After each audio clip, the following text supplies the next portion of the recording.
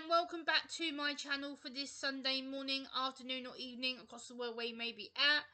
And today I'm going to be talking to you about autism and alone time. I recently watched an excellent video from a USA clinical psychologist by the name of Dr. Kim Sage, who did a video about this topic, and she did a really excellent job at covering the different areas of autism and alone time. And I thought, as an autistic woman, it'd be great to cover this topic from my own autistic perspective. I will link her video down below in the video description if you wish to go and give it a watch and give her a subscribe. She has a really great, amazing channel. I am subscribed to her, have been for quite some time. I do enjoy her autism themed content. She's done quite a lot of autism content recently. I've been really enjoying it and learning more about myself as an autistic woman, as an autistic person. So please go and watch that if you want to know more about autism and alone time. I really would encourage you to go and give that video a watch. So that aside, let's talk about my own perspective on autism and alone time as an autistic legally disabled woman. So today I'm going to be talking about autism and alone time, also known as quiet time. This is a topic that doesn't really get much covering or much talked about in the public media, especially within the medical field or autism field or mental health or psychology field. As an autistic woman, I am often alone as I live independently. For someone who, like myself, who is high functioning or is assumed to be mild autism, which doesn't exist, I don't like to really be alone. I like to be social and busy.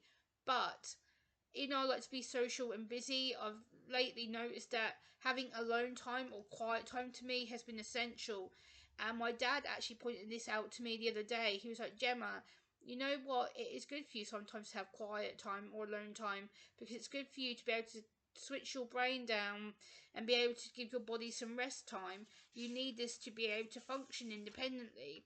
When he put that into words like that to me, it really hit home for me. It suddenly made me feel like, oh, Gemma, it is okay to have alone time, quiet time, because I actually need it so that my body and my brain can fully recharge and reset myself so I'm ready to be in a social environment again after some time. Because I'm always in a social functioning mode, I'm always in a social practicing mode, and always being around people, having to talk to people, and masking myself a lot of the time, making myself exhausted mentally, physically and emotionally. But I'm not realising it until after I've gotten home out of the situation, and all of a sudden I'm in mental pain and emotional pain, and my emotions come rushing to the surface with no way of control or how to feel until I'm in that certain emotion. Being on the autism spectrum, everybody is different. This is my own autistic experience. But for me, alone time is something that I don't do enough of until recently, until the passing of my nana and her first birthday being in heaven back on the July 16th, this week just gone. Having time off to try and support my family and focusing on my own self and my own health has been extremely leading me to increased anxiety and sensory and physical overwhelm. I didn't realise that alone time for me recently has been an essential need, an essential way for me to self-care and fully recharge my brain and body to be able to sleep and just rest and let my body do what it needs to be doing recently. This has also helped me having alone time to focus on things that matter, especially doing things like my YouTube video scripts, which I've been falling behind on, and preparing topics that I'm extremely passionate about and extremely care about, that are important to me and to my channel and to you guys. And also being able to spend time with my family and friends and working with other medical professionals who have been very understanding of my current situation.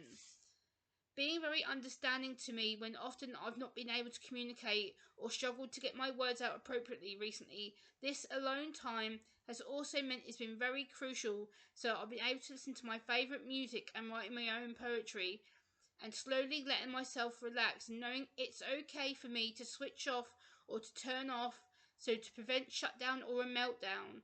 I have so many sensory processes going on inside my head and my brain. It's taken my body time for me to set out to self-regulate in this alone time period. This can mean me twirling my hair or writing my poetry or researching my videos. Also, having alone time with my dad and my sister has been a massive thing to improve my anxiety and mental health struggles. Also, spending time with my sister recently has really changed my emotional mood for the better. Alone time during COVID. I know this is going to be controversial, this section of the video, but I want to talk about it. Alone time during COVID-19 for me and for many people with autism and disabilities was the hardest physical, mental and emotional stress period that we got put through when the UK government decided to put us into UK lockdown. The fact that we had to be alone and away from our friends, away from our family, away from our work colleagues has been a mental stress, a physical stress and emotional stress, and for me my autism sensory overwhelms were absolutely difficult. I struggled with being physically and mentally by myself in my own flat.